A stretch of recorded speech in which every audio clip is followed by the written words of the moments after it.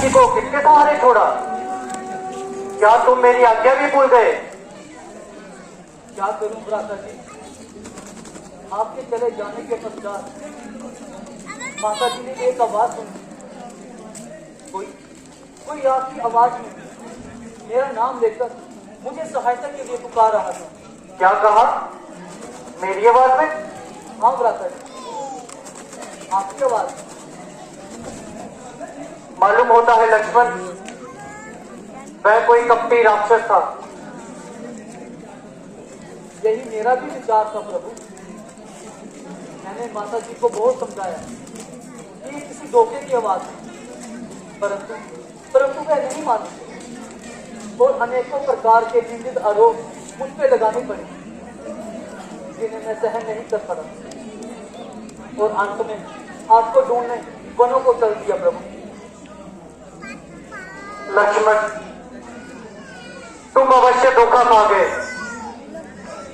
मुनि बहुत बलवान है लक्ष्मण। मुझे संदेह है कि सीता हमें पंचवटी में मिल जाए लक्ष्मण। शीघ्र चलो लक्ष्मण।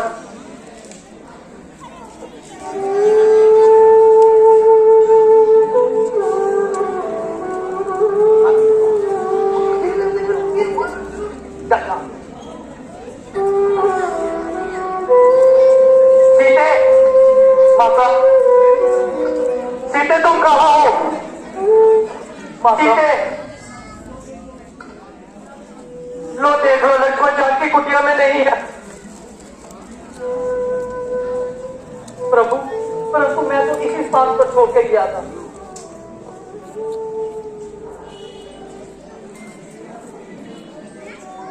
परंतु यहां नहीं है लक्ष्मण।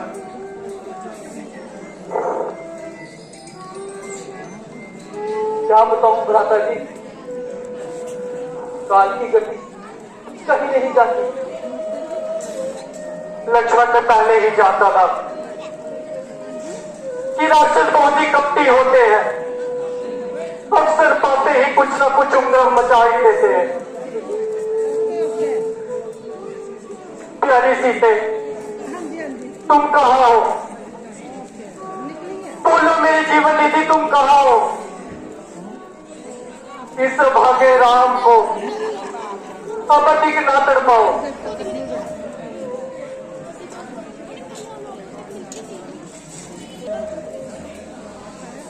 अब सहा जाता नहीं, आंखों से यूं छुप जाना तेरा। अरे प्यारी किस तरह देखूं ये शर्माना तेरा। छोड़कर महलों के सुख यूं वनवास में आ जाना तेरा, फिर रूठ कर मुझसे यूं चले जाना तेरा। सच बता, डर गई क्या संकटों के नाम से, या फिर हुआ अपराध कोई इस भागे राम से? भ्राता जी, हम इतने दुख कैसे रहेंगे भ्राता जी? इस महान विपत्ति को किस प्रकार सहन करेंगे भ्राता जी? हम ही नहीं लक्ष्मण, देखो जानकी के वियोग में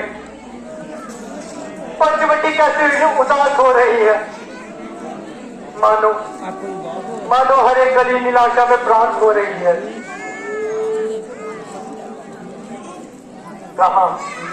कहाँ वह फूल फुलवारी थी, कहाँ वह दिव्य उपवन है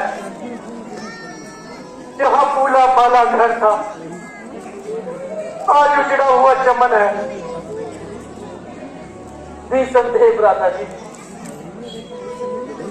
जिस काम से पत्नी का मन नहीं करता था, आज वही काटने को आता है भ्राता जी। जिस पर बुद्धि की छाया में विश्राम किया करते थे, आज उसी को देखकर सीधे काम जाता है भ्राता जी।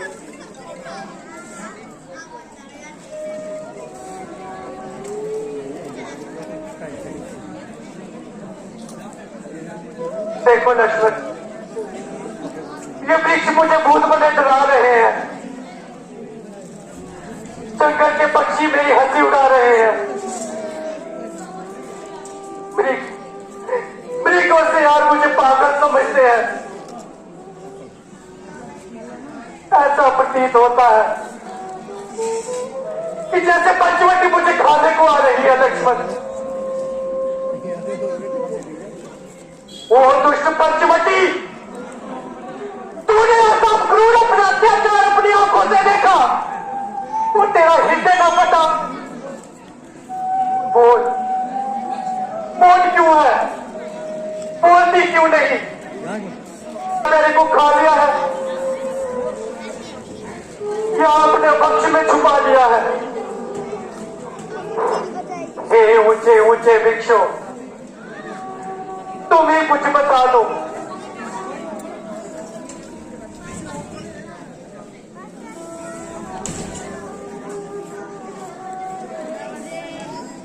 हे वृक्ष से लिपटी हुई माधवी लता, तू ही बता, तूने मेरी प्राणेश्वरी को कहीं देखा है? हे सीता की वाटिका के नन्हे नन्हे फूलों, तुम ही कुछ बता दो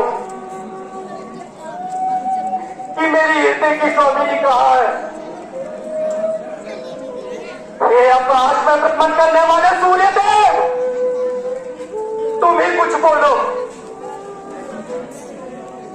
तुम तो संसार पर दृष्टि रखते हो, तुम ही बताओ कि जानकी किस कुत्ते में जा छुपी है? शोक चारों तरफ सन्नाटा है, हर वस्तु मौन है। अरे कुछ मुख से बोलो। अच्छा, अब मालूम हुआ तुम्हारा भी सिलेंडर में हाथ है। इस शरारत का मजा तुम्हें अवश्य चखाऊंगा, तुम्हें इस संसार के लिए सदा से मिटा दूंगा। त्राहिमाम, भ्राता जी त्राहिमाम। भैया सहरे से काम लीजिए भैया।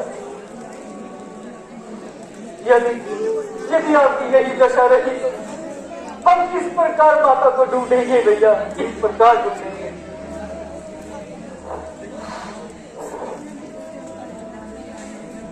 प्यारे लक्ष्मण, अब तुम अयोध्या वापस लौट जाओ और राज्य कार्य में भरत का हाथ बटाओ। मेरे जीवन का अंत भटक भटक इन्हीं वनों में होगा। अब मैं अयोध्या कदापि नहीं जाऊंगा। वन आते समय माता जी ने कहा था, जिस प्रकार तीनों साथ जा रहे हो उसी प्रकार तीनों वापस भी आना, अन्यथा अपना मुख मत दिखाना। अगर मैं अयोध्या वापस जाऊंगा तो माता जी को कौन सा मुख दिखाऊंगा लक्ष्मण? महाराज जनक जब अपनी पुत्री के बारे में पूछेगा तो उनसे क्या कहूंगा लक्ष्मण? माता धरनी तो इस समाचार को सुनकर ही मूर्छित हो जाएगी लक्ष्मण, और उनके हृदय की गति रुक जाएगी। जब इन सब बातों का ध्यान आता है लक्ष्मण, तो हृदय में तीर सा चुभता है। भ्राता जी विश्वास रखिए भ्राता जी, कि जिस प्रकार हम तीनों एक साथ आए थे उसी प्रकार हम तीनों वापस घर भी जाएंगे। अन्यथा मैं अकेला घर अयोध्या वापस नहीं जाऊंगा। अब आप चिंता छोड़कर माता जी की खून के लिए प्रस्थान कीजिए भ्राता जी। चलो लक्ष्मण,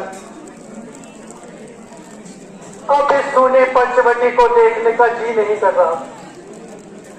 चलो लक्ष्मण।